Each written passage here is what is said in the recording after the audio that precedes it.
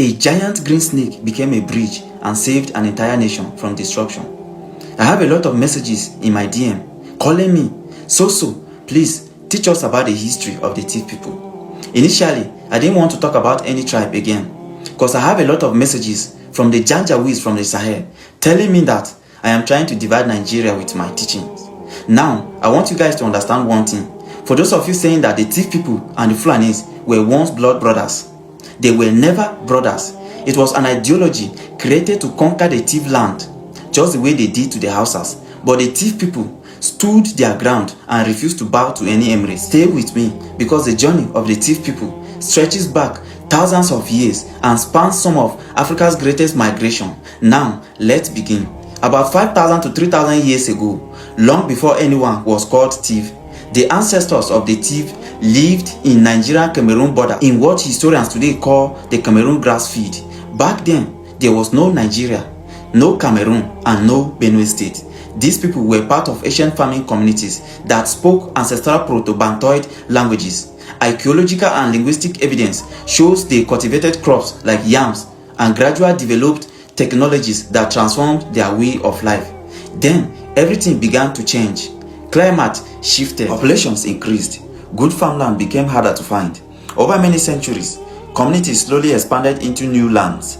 This movement became part of the great population expansions that reshaped much of Africa. Now comes the part where history and Tiv oral tradition meet. According to Tiv oral traditions, one branch of these ancient ancestors journeyed deep into Central Africa, settling in the Katanga or Shaba region, an area that today lies in the Democratic Republic of Congo.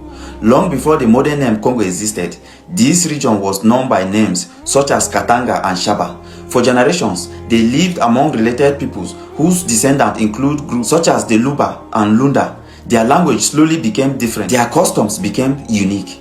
Centuries after centuries, generations after generations, a new people were beginning to emerge. But peace would not last forever. According to Tiv oral traditions, their growing population soon placed pressure on available farmland. At the same time, they faced repeated conflict with neighboring groups, remembered in different traditions as the Ujein Bafun or other local communities. This hardship forced them to migrate once again. Then came the most unforgettable moment in Tiv tradition. As the migrating families fled their enemies, they became trapped beside a great river. Some traditions identify it as the mighty Congo River, while others associate it with the Eya River near the Cameroon mountains. Their enemies were closing in. Escape seemed impossible. Then, according to Tiv oral tradition, a giant green snake called Ikaren emerged. The snake stretched its body across the river like a living bridge. One by one, families after families, the people crossed safely. When the last person reached the other side, the snake disappeared, leaving their pursuers behind. To the Tiv, this was not the work of another god. It was a sign that Aondu, the supreme creator, had protected his people. Even today, the story of Ikaren remains one of the most treasured symbols of Tiv identity. Their journey continued north. They crossed the Cameroon mountains. They entered the Adamawa highlands. Eventually, they reached Swem, a sacred mountain region near today's Nigerian-Cameroon border. Swem became far more than a resting place. It became the birthplace of united people. According to Tiv tradition, scattered family groups gathered here. They defended one another. They settled disputes. They made sacred covenants of truth and justice. It was at Swem that the people fully embraced one shared identity.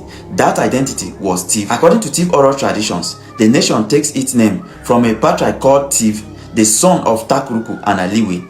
Tiv married Ayahaya.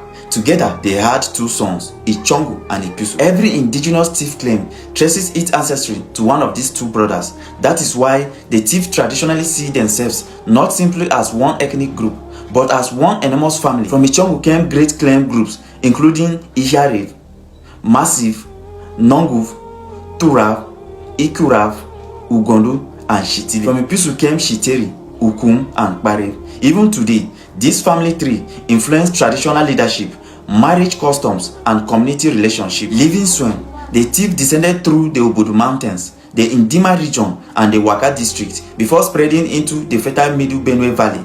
This rich land finally offered what generations of migration had searched for: fertile soil, abundant water, and room for future generations. As skilled farmers, they transformed the Benue Valley into their permanent homeland.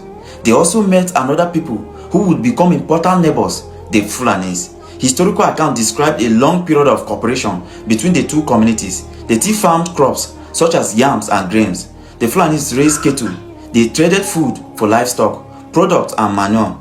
In many places, they even developed friendly, joking relationships that helped maintain peaceful coexistence. Although conflict occurred in later periods as circumstances changed. To the south, the Tiv also interacted with neighboring peoples around the Cross River region, including communities connected with the present-day Calabar through trade and regional exchange. Today, millions proudly call themselves Tiv.